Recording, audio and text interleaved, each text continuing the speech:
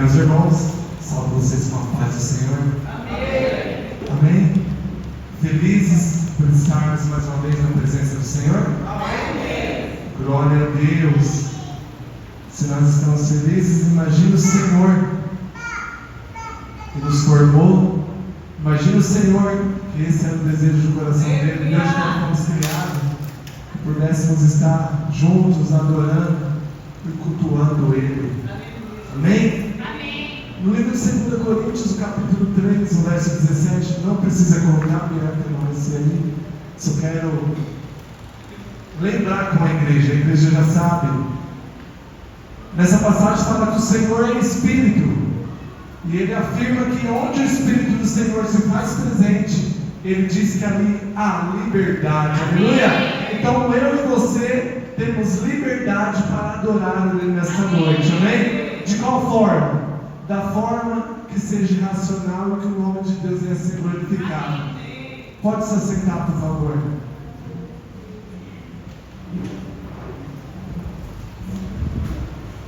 O Senhor tem dirigido tudo que tem acontecido neste culto desde o início. Eu não tenho sombra de dúvida, não tenho nem vestígio, nem nada de dúvida que o Senhor está dirigindo este culto, que o Senhor está dirigindo tudo que está acontecendo neste lugar, porque o Senhor tem falado.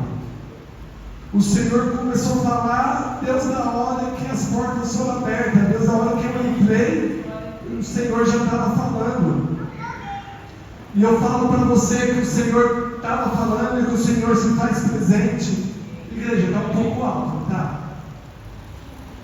O retorno aqui está, eu acho que para mim está um pouco alto, né? Cícero, obrigado, tá, Cícero? Glória a Deus. Talvez um pouquinho mais baixo, a minha voz fica menos ruim, né? A voz já é um pouco. A gente tem que tomar cuidado com a dicção, né? Que quando a gente era menor, a gente não frequentou o fono, né? Aí algumas coisas não saem naturalmente, né?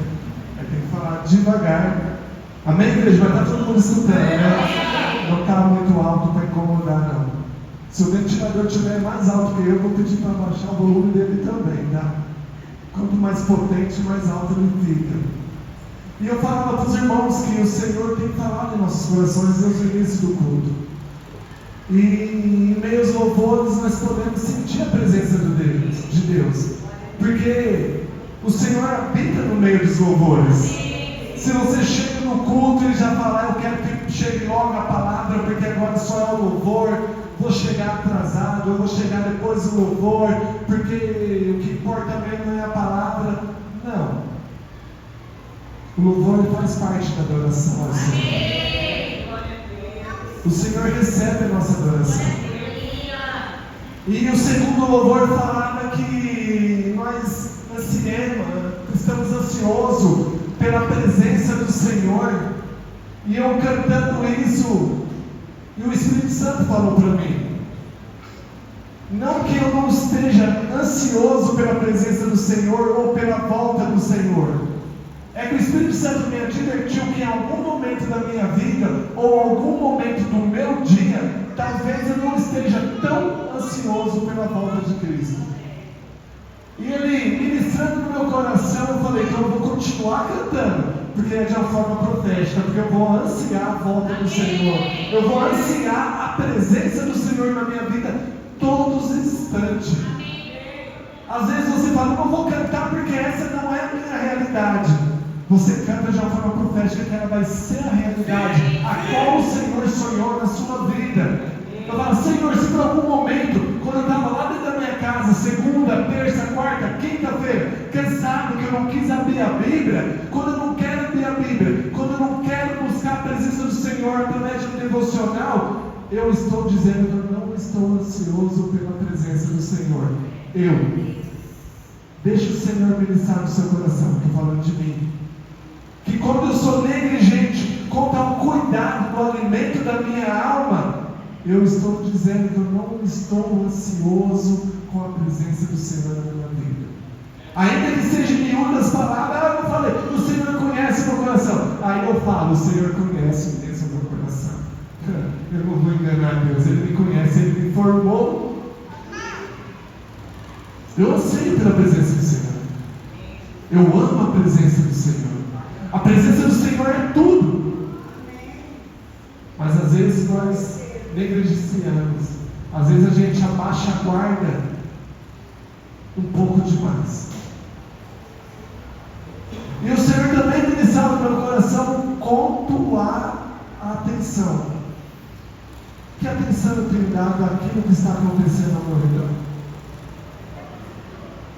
E certa vez eu ouvi um pastor falar que o membro chegou nele e falou: pastor, ora por mim. Ora pelo que, meu irmão? Eu tenho um problema de concentração. Pastor, misericórdia, ora por mim. Eu não consigo me concentrar no culto. Tem hora que eu estou viajando no culto, minha mente está em outro lugar. Pastor, meu Deus.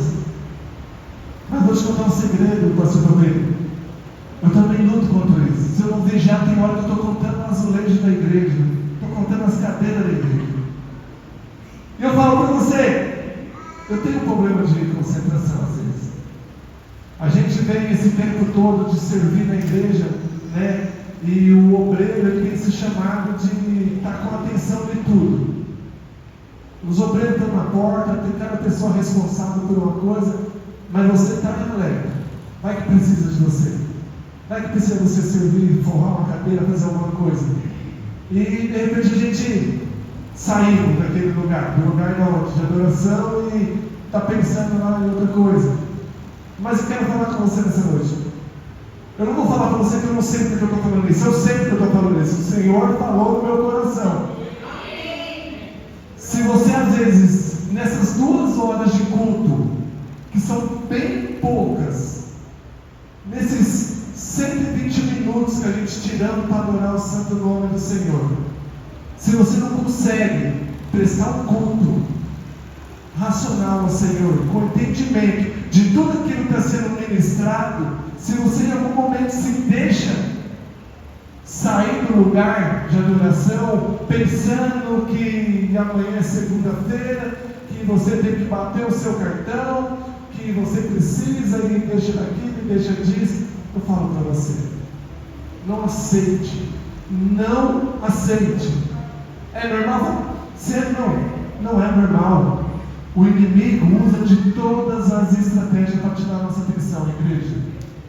Então, antes de eu começar a ministrar a palavra a qual o Senhor me deu, já estou ministrando algo de Deus para o meu e para o seu coração. Eu quero que você fala, não precisa gritar, falar em voz alta, não é um rito.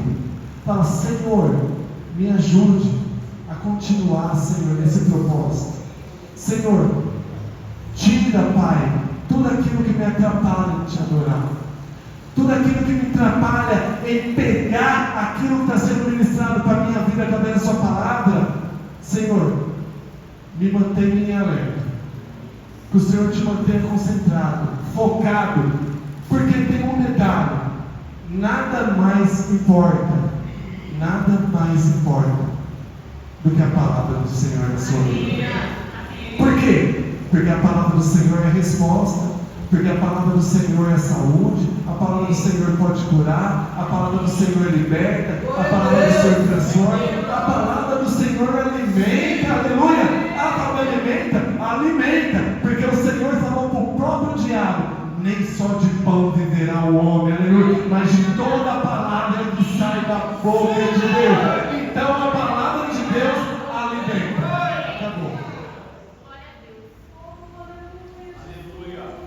Deus seja glorificado, irmãos. O Senhor, Deus, no começo do culto, tem pedido para a gente que a gente se prostre em adoração diante dele.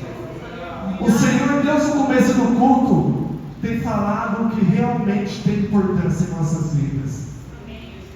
Que o lugar que Deus deve ocupar em nossas vidas, Ele é acima de todas as outras coisas. O Senhor é tudo e o Senhor é suficiente. E a palavra vai ser ministrada nessa noite, o Senhor já confirmou. Se você está ligado desde o começo do culto, você vai ver que houve sinais. Uma das minhas orações, como também já foi dito aqui, é que o Senhor manifeste sinais em nosso meio. E o Senhor tem manifestado sinais em nosso meio. Creia nisso. No livro de Lucas, agora tem um relógio ali. E está correndo. Está bem em cima da tela o relógio dele. No livro de Lucas,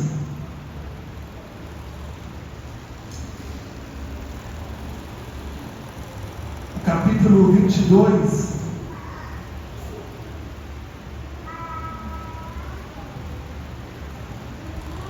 livro de Lucas, capítulo 22, o verso 35.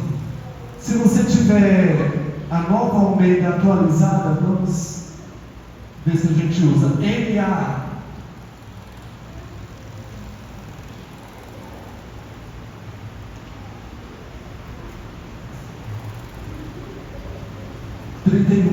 Desculpa. É isso aqui. É bem aqui que eu queria chegar.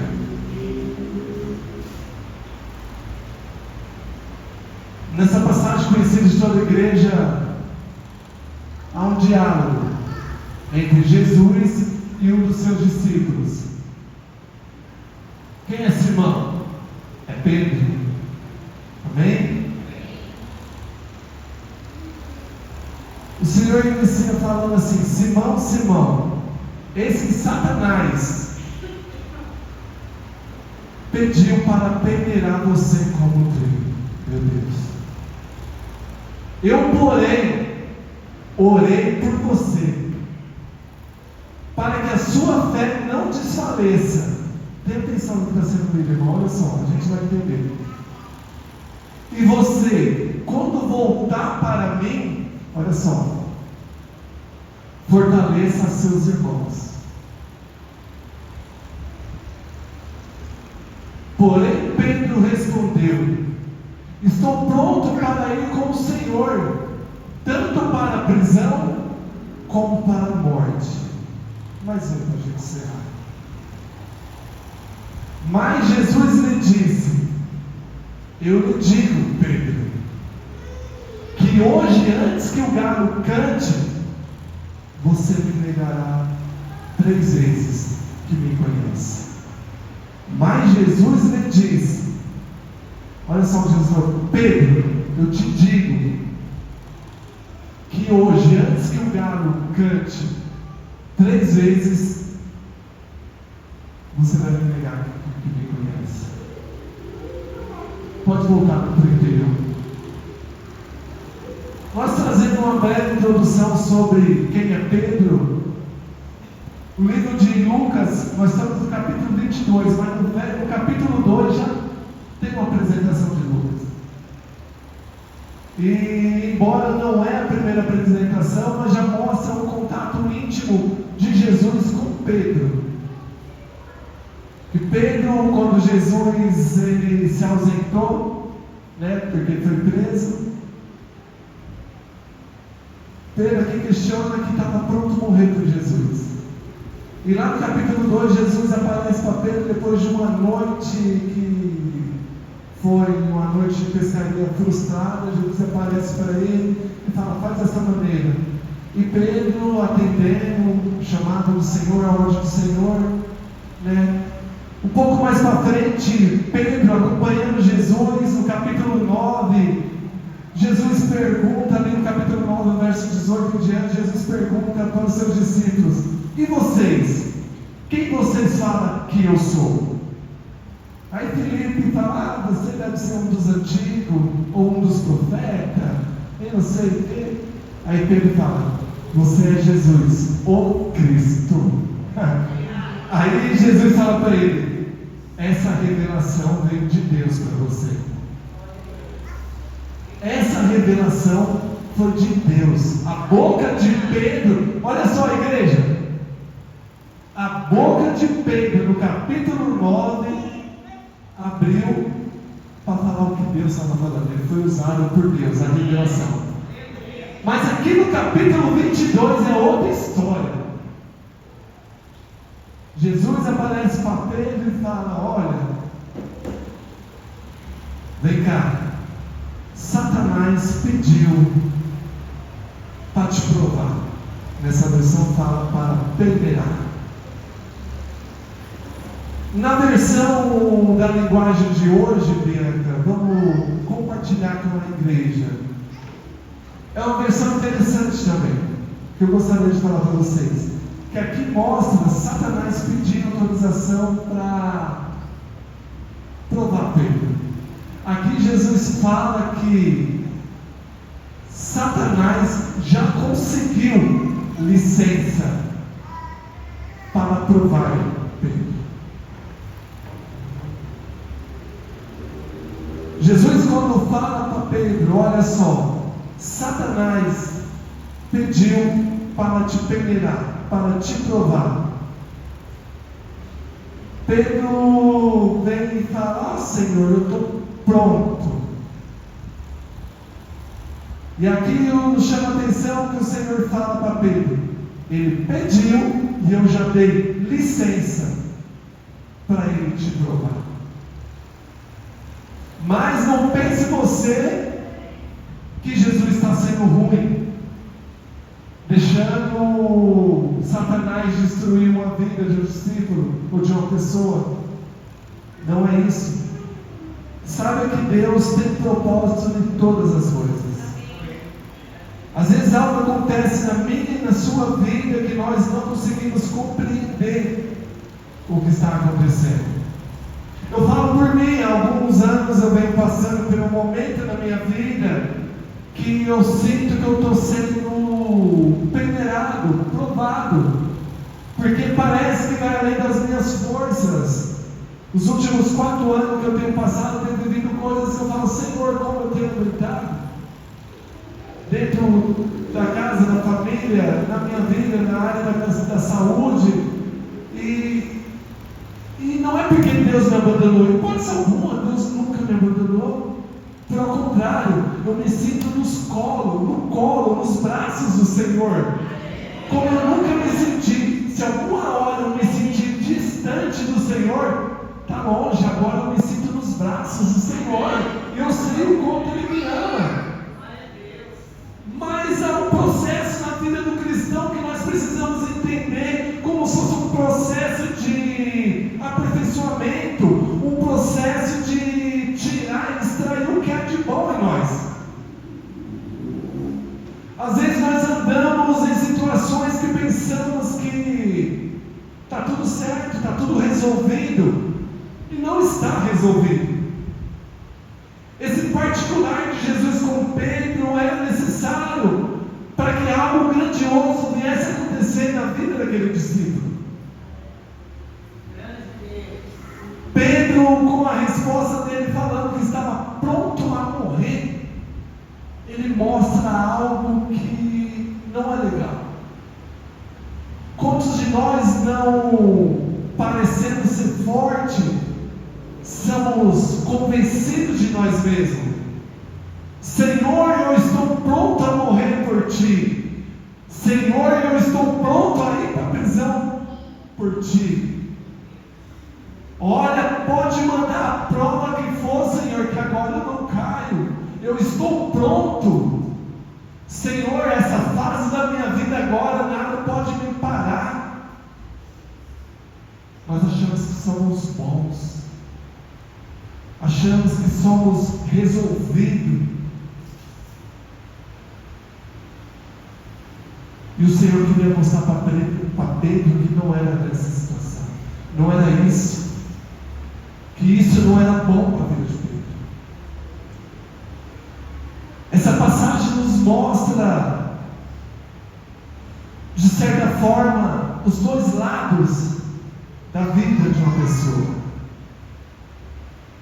Às vezes participamos de um culto como esse, de louvores maravilhosos como esse, que nos aproxima da presença de Deus, quando sentimos o Senhor passeando no meio da igreja, tocando em nossas vidas. Aí nós sentimos tanta presença de Deus que saímos daqui e falamos: agora eu vou jejuar, agora eu vou consagrar, agora eu vou visitar, eu vou fazer a obra do Senhor. Pastor, conta comigo. Irmãs, conta comigo, eu estou aqui, eu estou pronto para a obra. Aí de repente o pastor liga para nós: Fábio, cadê você? Ah, pastor, Fábio, você sumiu. Está entendendo?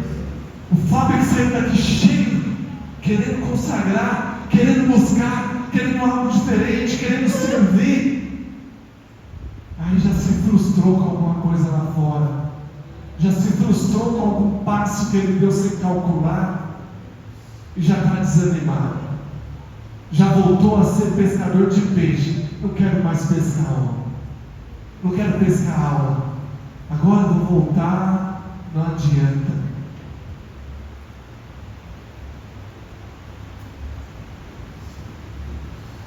E às vezes todos nós temos algo de Pedro.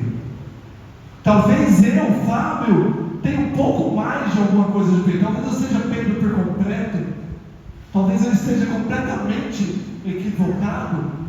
Não sei o quanto você carrega de Pedro, mas todos nós temos algo de Pedro que possamos entregar nas mãos do Senhor, revelar para o Senhor o quanto precisamos, o quanto somos pequenos.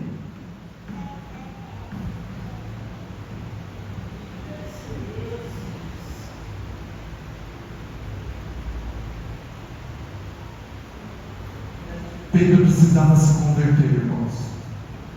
E o Senhor sabia da necessidade, da urgência que Pedro precisava se converter. Fábio, mas você está falando do Pedro, o que caminhava com Jesus? Estou falando do Pedro que caminhava com Jesus. O Pedro que andava com Felipe, que andava com Mateus. Estou falando desse Pedro, dessa turma aí, dessa galera que andava com Jesus. Mas você falou, Fábio, presta atenção no que você falou que ele precisava se converter. Eu estou falando que a palavra falou que ele precisava se converter, a palavra mostra que ele precisava se converter.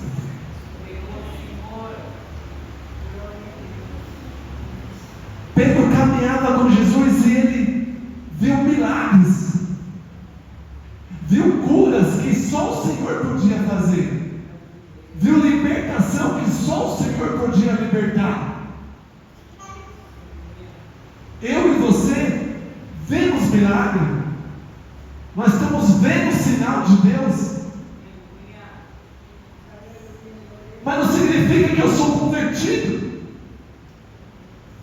Ver milagre não significa que eu estou convertido.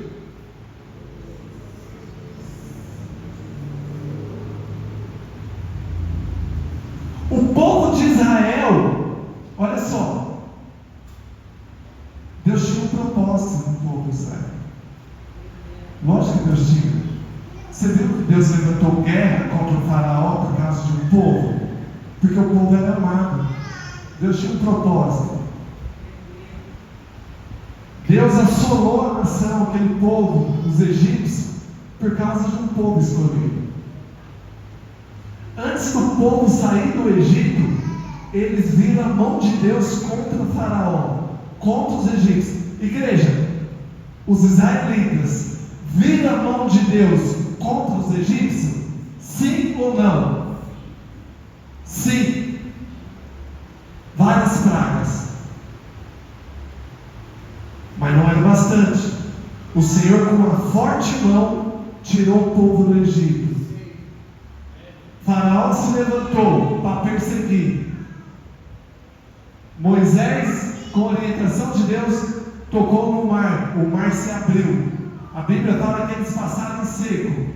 Olha o sinal, olha o milagre que eles estão vivendo, estão contemplando.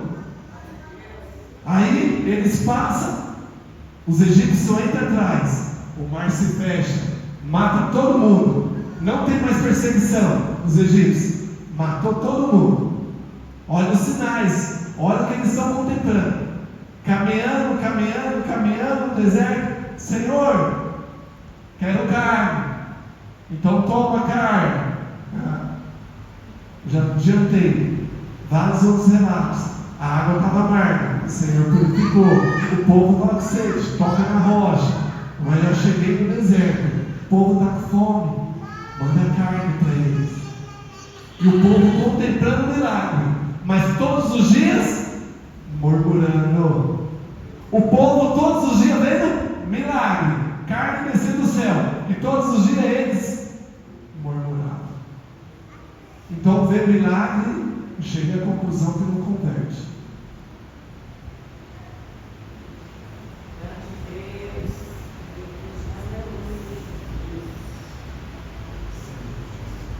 Nós precisamos nos aproximar de Deus. Precisamos aprender sobre a conversão. Precisamos saber o que o Senhor realmente quer de nós e o que Ele espera de nós. Pedro se achava bom. Talvez eu me ache bom, mas isso é ruim. É necessário reconhecer que a gente estamos dependentes de Deus. É necessário entender que Deus Ele é bom, que eu não sou bom. No livro de Êxodo fala que quanto mais, olha só a igreja, o livro de Êxodo fala, quanto mais eu me aproximo de Deus, mais eu vejo como Ele é santo. Então, vai aí uma dica. Se você quer saber o quanto você é convertido, é o quanto você se aproxima de Deus. Porque quanto mais você se aproxima de Deus, mais a bondade, a misericórdia, a santidade dele vai revelar o quanto você precisa evoluir como filho. Como que eu sei?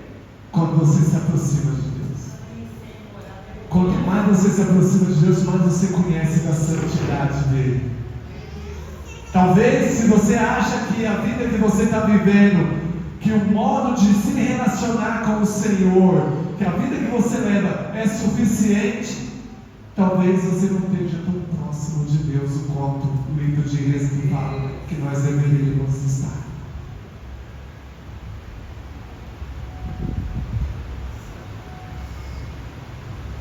Deus é bom e Ele quer melhorar a gente.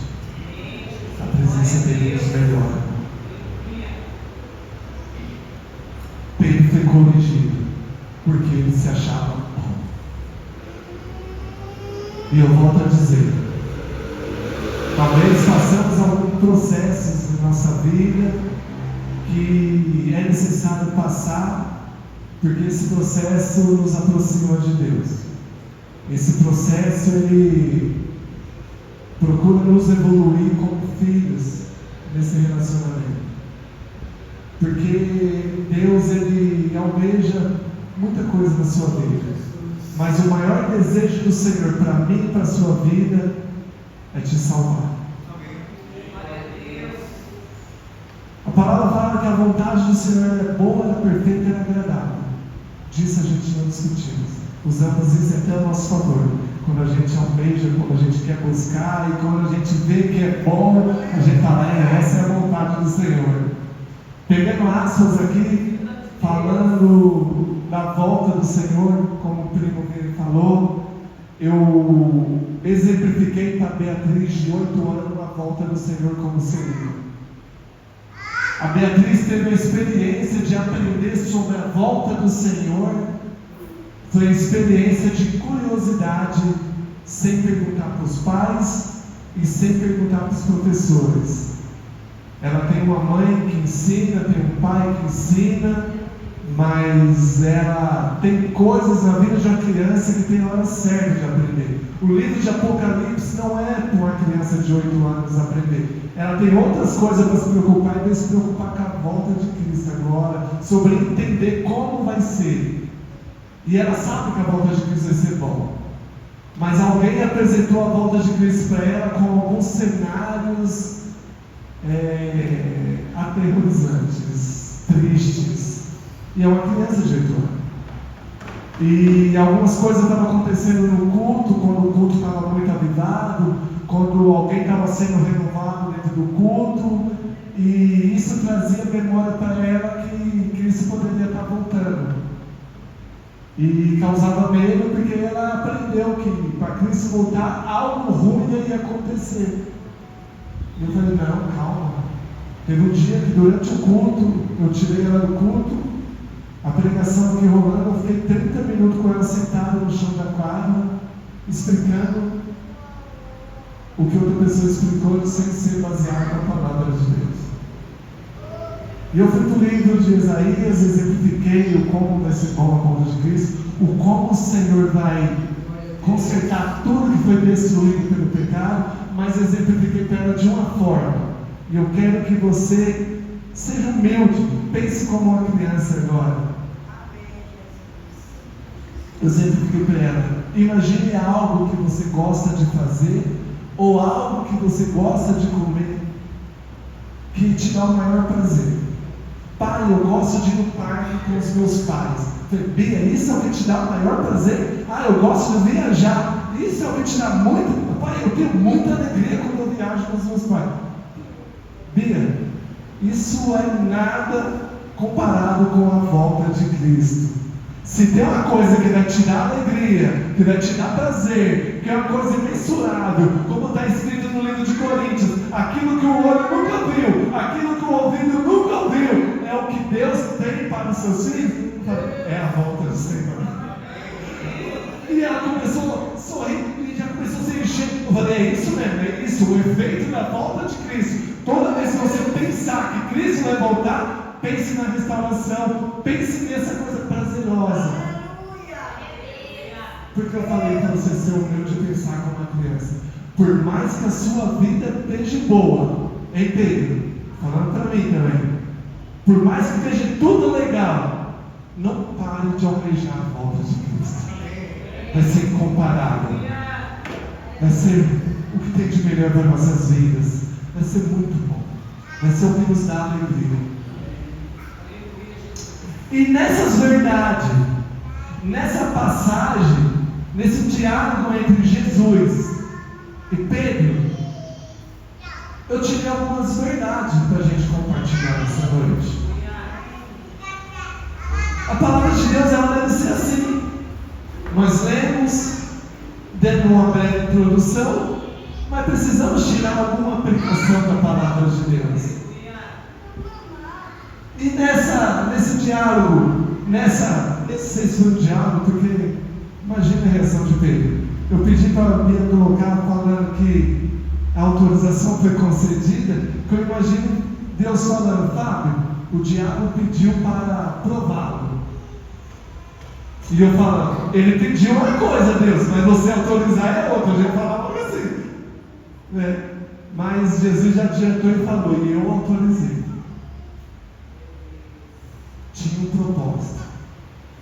Então saiba que a minha vida e a sua vida tem um propósito na mão do Senhor essa noite.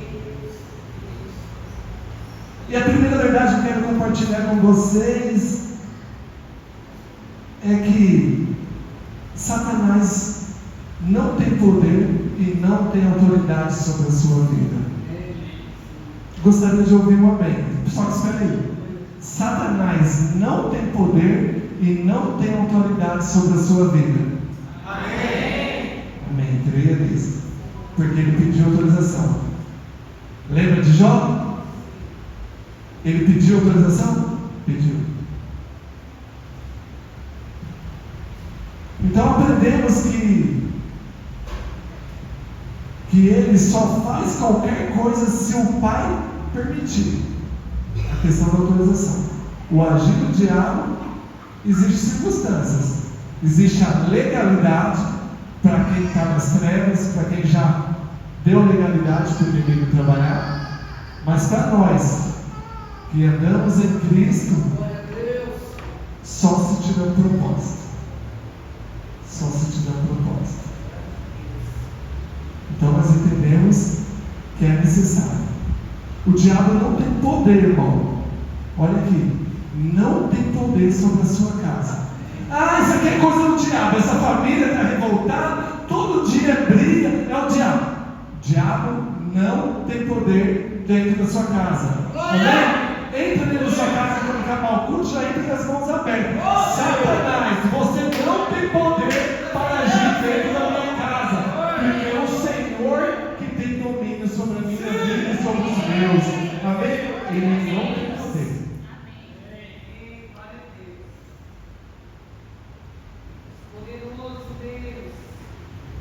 O propósito de Deus deixar algumas coisas acontecer na nossa vida, como eu falei, é para nos forjar.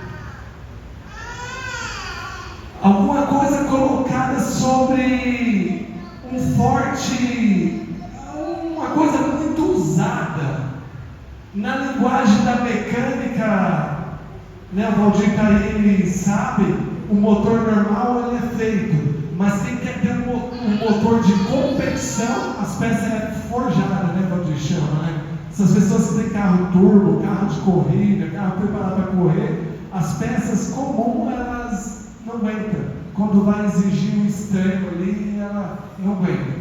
Existe uma peça que é chamada, ela é forjada, ela é preparada N vezes. É que nem um vidro, o vidro eu posso falar. Esse vidro comum, ele está com uma pedra e quebra. O vidro temperado, ele é 5 vezes mais forte que esse vidro. Uma pedra não vai quebrá-lo com facilidade. Como que ele é temperado? Aí ele tem que sofrer. Você quer ser 5 vezes mais forte? Mas calma aí, tem um processo. O vidro comum, ele é pego, levado ao forno a uma temperatura extrema, e durante essa temperatura que ele é ali um processo de forjar, de deixar ele mais resistente. Quando ele sai daquela temperatura, ele é separado, ele é curado ali, passa um tempo, aí ele está preparado, está 5 vezes mais forte que o vidro comum. Então tem um processo. O propósito do Senhor em deixar eu e você passar por alguma diversidade na vida é para revelar o que está dentro de nós. Às vezes aqui parece que está tudo bem, mas é quando eu estou em crise que se revela algo em mim. É muito fácil ser cristão aqui no meio de 50 cristãos. Quero ver se eu continuo cristão quando eu entrar dentro da minha casa e está só a esposa e as filhas lá. Quero ver se eles me chamam de cristão, do jeito que eu dirijo a palavra a elas, do jeito que eu olho para elas, quando elas veem as palavras que saem da minha boca. Então às vezes passamos por alguns momentos, por algumas realidades que todos vão passar, não colocando medo, mas o Senhor, Ele corrige todos que o amam, que Ele ama, e Ele prova, né, para saber, Ele quer te preparar, Ele quer ver o que realmente está dentro de você. E eu estou falando de Pedro, e talvez eu me pareça mais com Pedro do que eu imaginava.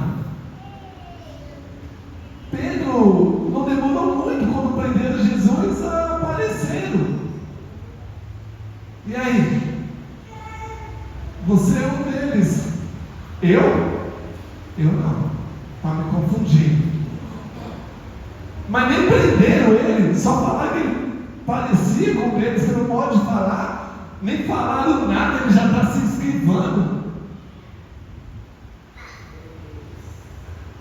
Pensei que precisava mais investida do inimigo para mexer comigo. Nem eu imaginava que eu estava tão bambo assim.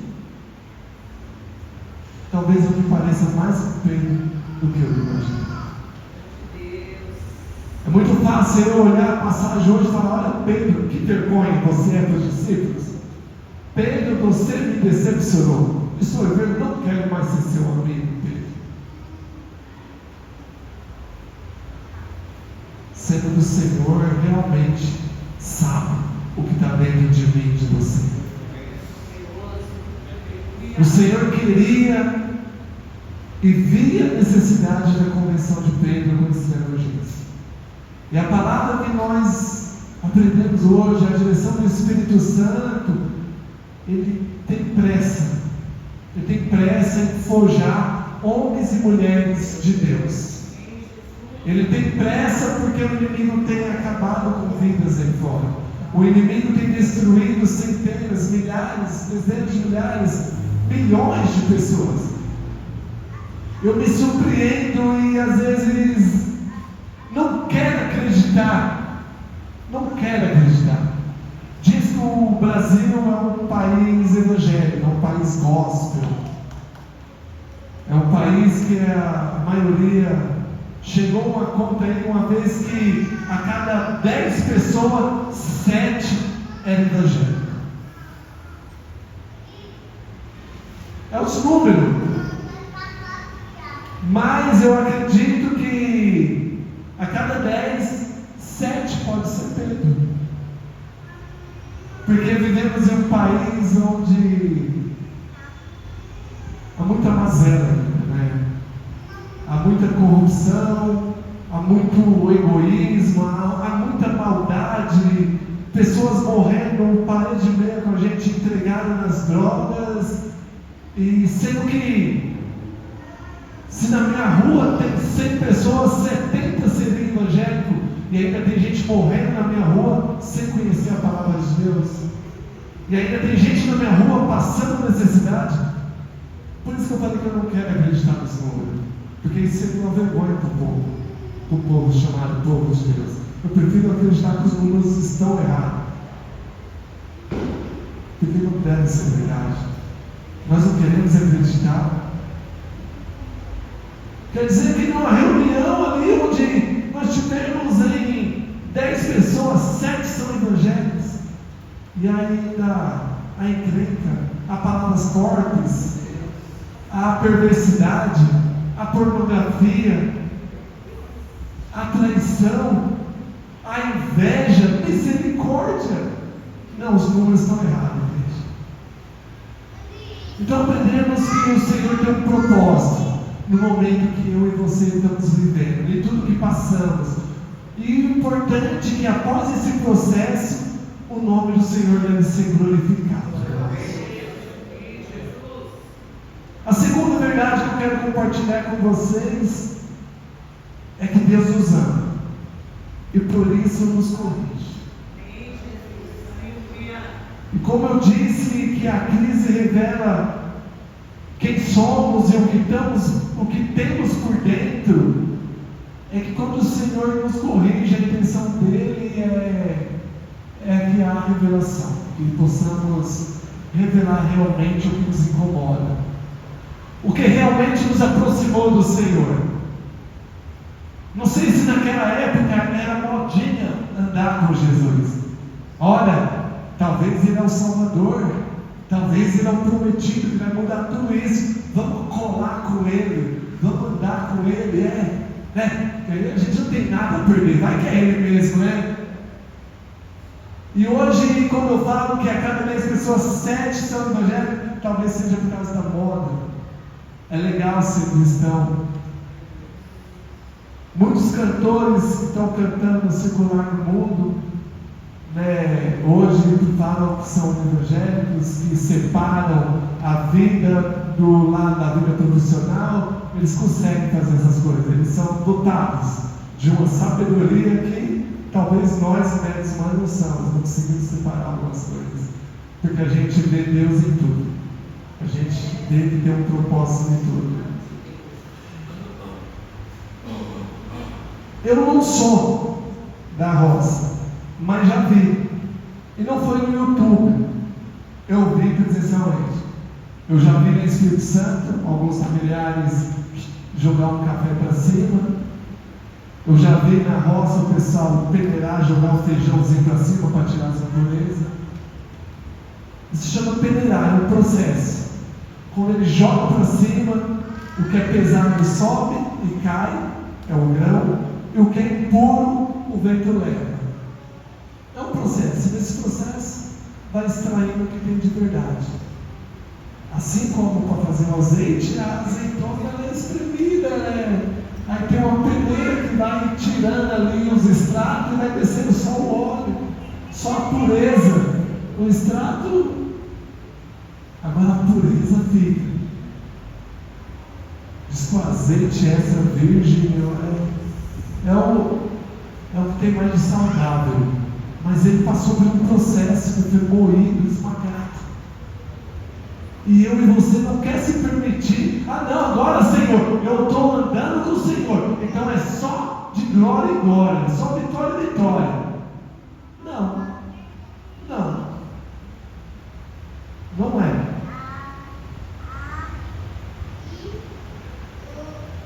Senhor está nos preparando para a eternidade.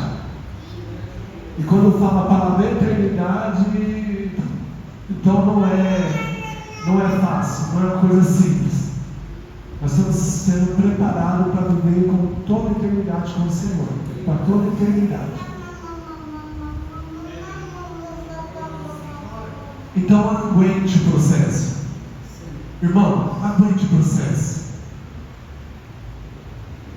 Peça força para o Senhor para você aguentar o processo. Fala, Senhor, me revela o que eu preciso fazer, Senhor. Às vezes o Senhor só quer a nossa atenção. Às vezes o Senhor quer a nossa sinceridade. O que de fato te aproximou de Deus? Vivemos aqui no começo do ano dias que a igreja não comportava pessoas. Glória a Deus por isso, que quando a pessoa veio, ela vai receber a palavra. Eu não sei o que te motivou a vir até a igreja, mas que a palavra foi pregada, e ela vai produzir o resultado a qual foi enviada, ela vai, sem dúvida. O nome da campanha era 12 dias, um propósito de 12 dias, consagrando, buscando o Senhor por 12 meses de bênção.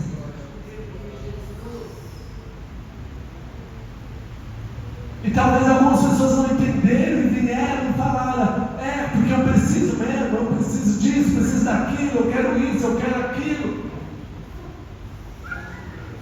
Mas talvez poucos compreenderam que se você entregar os primeiros 12 dias do ano, dentro de um culto, pensando um culto racional a Deus, chega ao Senhor como o cheiro de uma oferta suave e agradável. Falar, Senhor, eu poderia estar fazendo 1000 coisas agora, mas eu resolvi, eu decidi estar presente, te oferecendo um culto racional.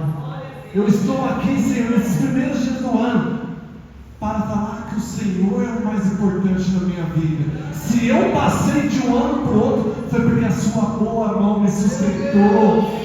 Se eu estou aqui com a minha família, é porque a sua boa mão tem nos dado saúde. Então eu quero que o Senhor receba a minha adoração, Senhor.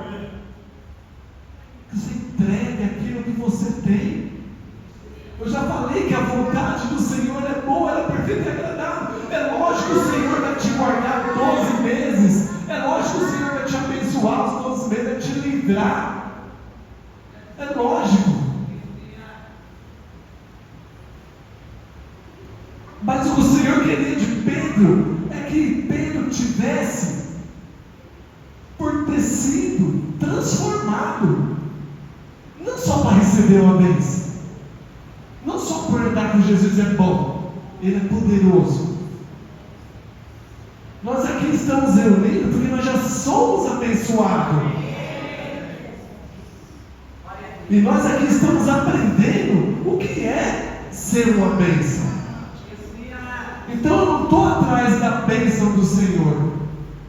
Com o entendimento da palavra do Senhor, eu estou procurando ser uma bênção na vida do próximo.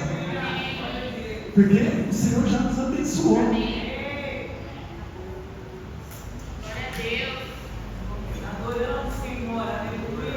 E falando sobre quando nós entendemos que já somos uma bênção, é mais uma verdade que o Senhor apontava para Pedro ali. Terceira verdade que eu compartilho com vocês.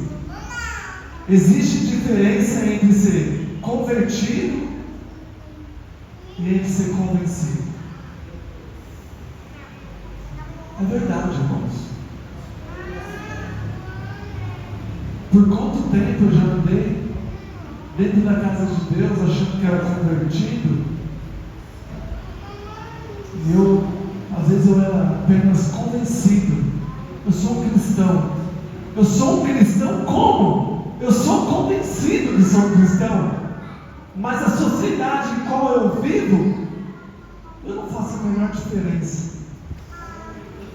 Nunca orei pelo meu vizinho, nunca profetizei sobre o bairro que eu moro, nunca apresentei o prefeito da minha cidade, mas eu vou para o céu, eu sou convertido. Os irmãos entendem que quem dirige sabe o que fala quando a gente fala de conversão. É mudando a rota. Eu converti, eu estava indo rumo à perdição. Agora eu me converti. Agora eu sou uma nova criatura. Agora eu mudei, eu sou uma nova criatura. E Pedro realmente estava convencido que era convertido. E isso é um problema.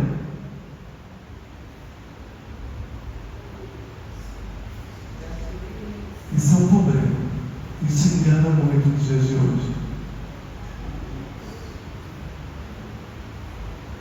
Irmão, eu só quero que você se autoavalie, assim como eu me autoavalio aqui. Eu não quero que você seja juiz na vida de ninguém. Olhe para você. Olhe para dentro de você só. Só para dentro de você. Seja juiz de você mesmo agora. O quanto você tem te convertido? O quanto eu tenho te convertido na minha vida?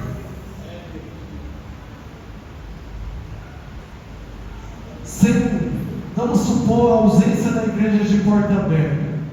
O quanto eu sou convertido para continuar essa obra aqui no Jardim Oratório? Ou lá dentro da empresa que eu faço parte? Aonde o Senhor me levar? O quanto eu estou preparado?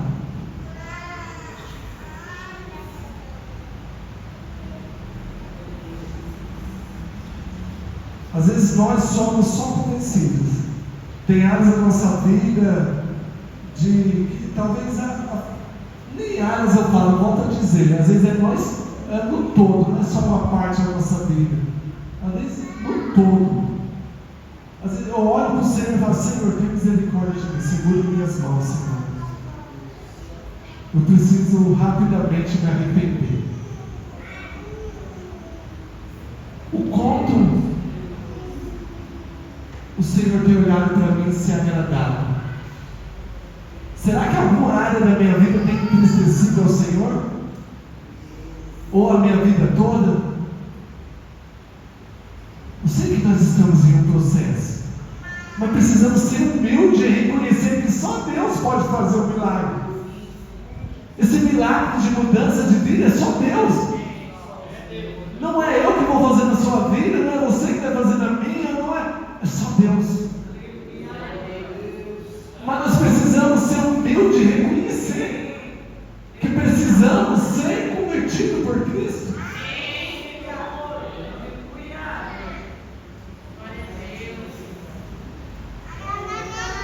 E a gente precisa nascer de novo, irmãos. Precisamos nascer de novo muito rápido. Precisamos rever os nossos conceitos. Precisamos rever o que realmente tem valor na minha vida. Precisamos ver o que realmente faz sentido na minha e na sua vida. O que realmente importa para nós.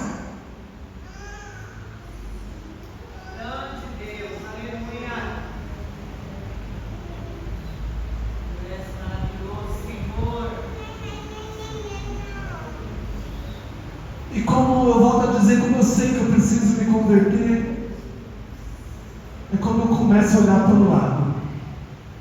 Às vezes eu olho tanto para mim, falando que eu sou convertido.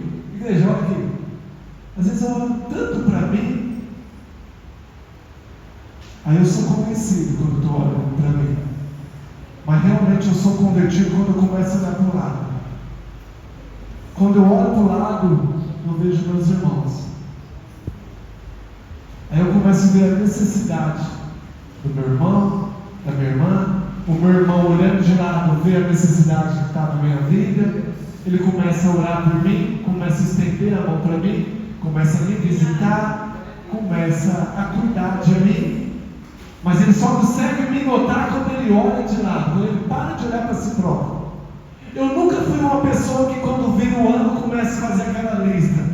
eu vou mudar isso, eu quero isso, eu quero. Número 1, quero trocar de carro. Número 2, quero trocar o sofá da casa. Eu nunca fiz isso.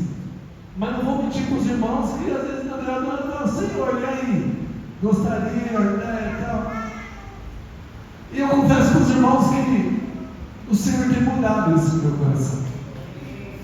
Os irmãos já me viram aqui falar, já me viram orar, que eu possa ser uma bênção na vida das minhas filhas, que eu possa ser uma bênção na vida da minha esposa, que eu possa ser uma bênção no meio da congregação.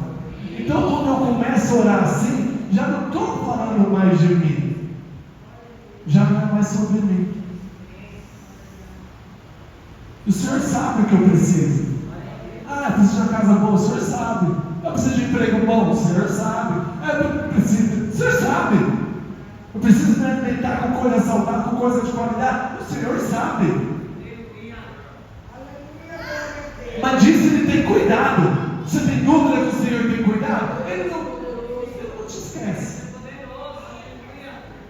O Senhor cuida das andorinhas, eu já falei aqui. Para quem cria passarinho, até falei, usei já como exemplo, para quem cria passarinho, eu nunca vi ninguém lá cima, lá no centro de Mauá, no centro de São Paulo, comprar uma gaiola. Todo feliz, comprei uma gaiola. O que você vai pôr aí? Vou pôr uma andorinha. Ninguém prende andorinha. Tem valor para quê, Joel? E o Senhor usa aqui falando que Ele cuida das andorinhas. E você cheio de novidade aí, perseguindo coisas, falando que isso, o Senhor cuida de você. O que nós precisamos é olhar mais de lado. Isaías, quando se deparou com a presença do Senhor ali, ele ficou com medo e tal, mas o Senhor falou, quem eu enviarei? A Isaías, eu! E nos dias de hoje o Senhor fala, quem enviarei? Aí eu falo, eu vou trabalhar para cuidar da minha casa e da minha família, e eu cheio de razão. Pastor, hoje eu não fui porque você sabe, né? Eu preciso de mais. Aí eu estou olhando para minhas necessidades. E a Bíblia não me ensina a olhar para as minhas necessidades, me ensina a olhar de lá. Então precisamos, um sinal de que estamos convertidos é quando estamos mais presentes, um na vida do outro. Não estou falando para você ficar dentro da casa dos seus irmãos. Estou falando assim, quando você sabe. Eu vi um vídeo essa semana que é daqueles vídeos difíceis de esquecer, os irmãos já devem ter visto. O irmãozinho morava longe da igreja, ia para a igreja de bicicleta. Já não tinha uma moto aí. Nos dias de hoje não tem uma moto? Tá louco, né? Já não tinha um carro da hora. Ia de bicicleta. Aí roubaram a bicicleta do irmão. E aí ele foi para a igreja mesmo assim, foi de a pé. Chegou lá, quando ele chegou atrasado, roubaram a minha bicicleta. Mas eu vim de a pé. Pastor, isso não é certo. Vem aqui. Igreja, roubaram a bicicleta do irmão aqui. E aí? Vamos fazer uma oferta? Igreja, vamos agora. Aí, eu pastor, eu sou o primeiro, eu dou R$100. Aí antes da igreja ainda estava, tem uma irmã que falou, eu dou uma bicicleta. Aí o pastor, você vai dar a bicicleta que você quer. A oferta vai continuar. A igreja, quem vai ofertar aqui? E ofertaram $1.000 na vida do cara. E a bicicleta. Mas talvez se eu estivesse olhando para mim, você está preocupado com a sua bicicleta? E meu carro está com 2 pneus careca lá na frente. E meu motor já está fumaçando. E a prestação do meu carro, quando eu estou olhando para mim? Mas não. A igreja viva é aquela que olha de lado. Estamos aqui, irmãos. Somos uma família. Nós somos uma bênção, um na vida do outro.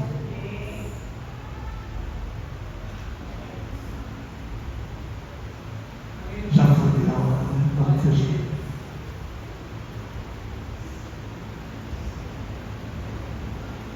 A quarta verdade que eu aprendi, que Pedro também aprendeu para a gente fechar, é que Deus permite essas coisas acontecerem na nossa vida para Ele quebrar o nosso orgulho, para Ele quebrar a nossa prepotência, para Ele quebrar o nosso achismo. Eu acho tanta coisa. Eu acho que o pastor está errado do jeito que ele dirige a igreja. Eu acho que a líder do ciclo de oração não deveria fazer assim. Eu acho que a escola dominical deveria de outra forma. Eu acho que o ministério é tanto achismo, tanta prepotência, é tanto orgulho. O Senhor permite essas coisas acontecer para nos quebrar, para nos moldar.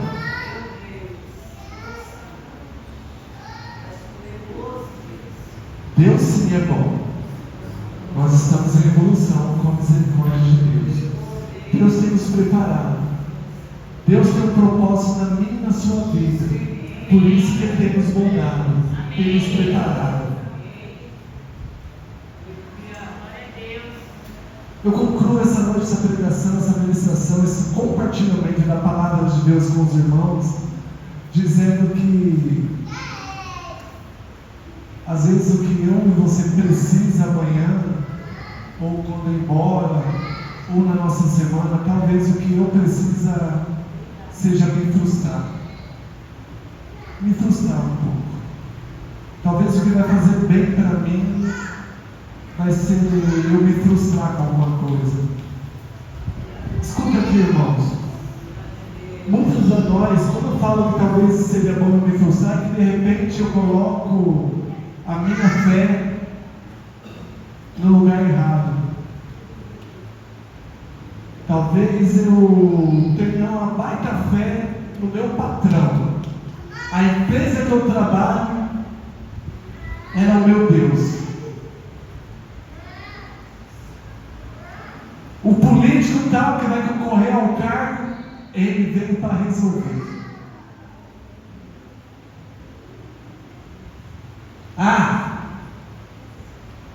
A minha filha ali, mulher de menina de Deus.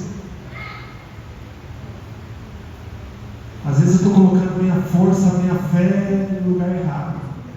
A minha empresa ali, ela que resolveu a minha vida.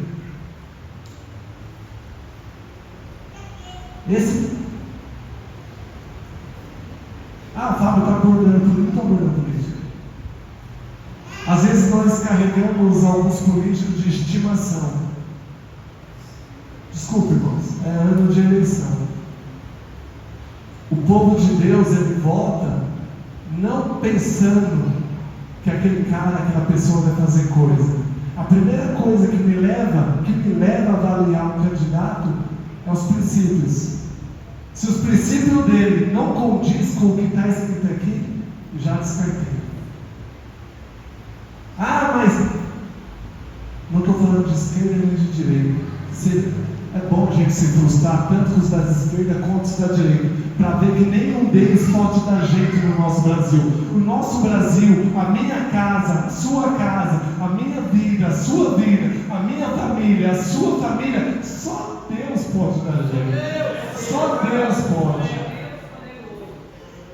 Se você perdeu o emprego dos sonhos, o Senhor vai continuar te alimentando.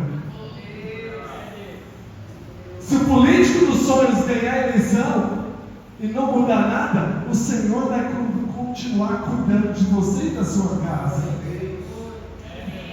Se alguém te trair, te frustrar, te decepcionar, o Senhor continua, Ele permanece fiel.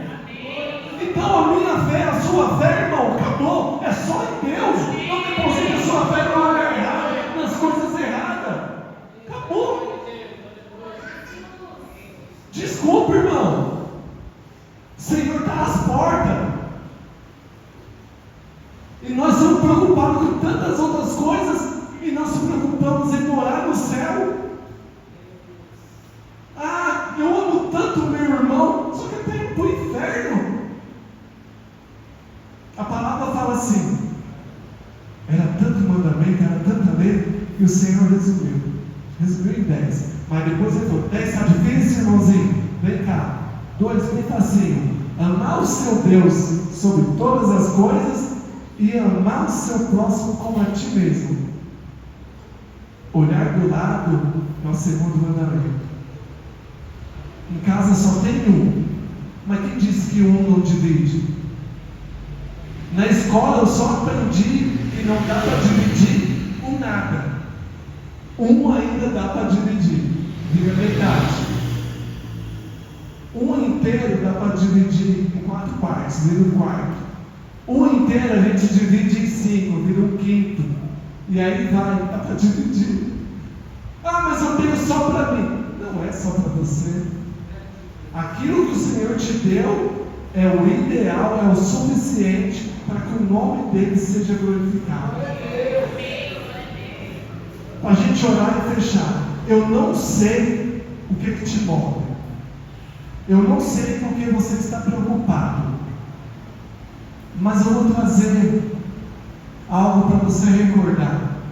Vou falar de 2 reis. Sem abrir a Bíblia aqui. Sem abrir a Bíblia. Não sei se eu vou usar o data show, é outra coisa, tá? Rei Saul e rei Davi. Rei Saul, o Senhor falou: não, quebrei a aliança com você, não te quero mais. O rei Davi foi chamado amigo de Deus, o homem segundo o coração de Deus, mas ele adulterou. O que Saul fez foi pior do que o adultério? Não estou falando de pecado grande ou pecado pequeno, não é isso. Estou falando do que está no coração, a essência. Rei Saul fala para ele: não sacrifique. Quem sacrifica é o profeta. Vai invadir aquela cidade? Não poupe ninguém. Mata, destrua, não pegue despojo. Ele poupou a vida de agora, sacrificou. Não era para sacrificar, mas isso não foi suficiente. O profeta foi lá e falou: o Senhor quebrou a aliança com você, Saul. Quebrou? Quebrou. Mas eu sou rei, a coroa aqui. Olha a minha capa de rei. Olha o povo me vendo como rei. Mas para Deus ele não era mais rei. Ele vivia de aparências. Ele estava com a coroa, mas não era rei. Ele estava com a bela de uma capa, de uma roupa de rei, mas ele não era rei. Tinha um povo lá, mas ele não tinha um reinado atrás. Ele pecou, mas não se arrependeu. Ele falou que ficou com medo do povo, por isso sacrificou. O profeta estava atrasado, fiquei com medo, temi o povo e fui induzido a errar. Olha que orgulhoso, nem homem o suficiente para assumir foi. Davi errou, adulterou. Como se não fosse suficiente adulterar, matou o marido da mulher que adulterou. E aí? Salmo 51. Eu não falei que ia usar o data show. 51 na NVT pra gente. Glória a Deus. Enquanto Saul foi orgulhoso, falou: eu sou rei e acabou, não me arrependo. Davi: tem misericórdia de mim, ó Deus. Por causa do teu amor, por causa da tua grande compaixão, apaga as manchas da minha rebeldia. 2. Lava-me de toda a minha culpa. Lava-me, reconheceu que havia culpa. Lava-me de toda a minha culpa, purifica-me no meu pecado. Pois reconheça a minha rebeldia. Meu pecado me persegue em todo o tempo. Pequei contra ti, somente contra ti, fiz o que era mal aos teus olhos, por isso tem razão no que dizes, e é justo o teu julgamento contra mim. Pois sou pecador, desde que nasci, sim, desde que minha mãe me concebeu. Tu, porém, desejas a verdade no íntimo e no coração me mostras a sabedoria. Purifica-me de minha impureza, e ficarei limpo. Lava-me e ficarei mais branco que a neve. Devolve-me a alegria e a felicidade. Tu me quebrastes. Agora permite que eu exulte outra vez. Não continues a olhar para meus pecados. Remove as manchas da minha culpa. Cria em mim, ó Deus, um coração puro. Renova dentro de mim um espírito firme. Pula para o 13. Não, volta. Quis adiantar e me perdi. Cria em mim, ó Deus, um coração puro. Renova dentro de mim um espírito firme. Passa. Não me expulses da sua presença. E não retires de mim teu Santo Espírito. O que é mais precioso? A coroa? É o Santo Espírito. O que está mais importante na sua vida? O que é mais importante na sua vida? Reconheça a necessidade que nós temos de Deus. Não retires de mim. Olha só o que ele temeu. Saul estava temendo em perder o trono, a coroa, o reinado, o reino. Davi se apresenta a Deus todo quebrantado, irmãos. Reconheço que pequei, reconheço a minha rebeldia contra ti. Mas no final ele fala: transforma-me, Senhor. Se até aqui eu andei errado, eu não quero mais. Não me expulse da sua presença. Olha o que realmente importa na minha e na sua vida. É a presença do Senhor e é o Espírito Santo. Aleluia. Convido vocês a colocar sobre os pés. O Senhor Jesus falou para Pedro: quando você se converter, confirma teus irmãos. O que ele está dizendo? Quando você realmente se converter, para a igreja, olha aqui. Tudo é importante que foi falado aqui, isso aqui também é. Pedro, quando você se converter, confirma seus irmãos. Esse se confirmar seus irmãos é você estar disponível para a boa obra, é disponível a servir.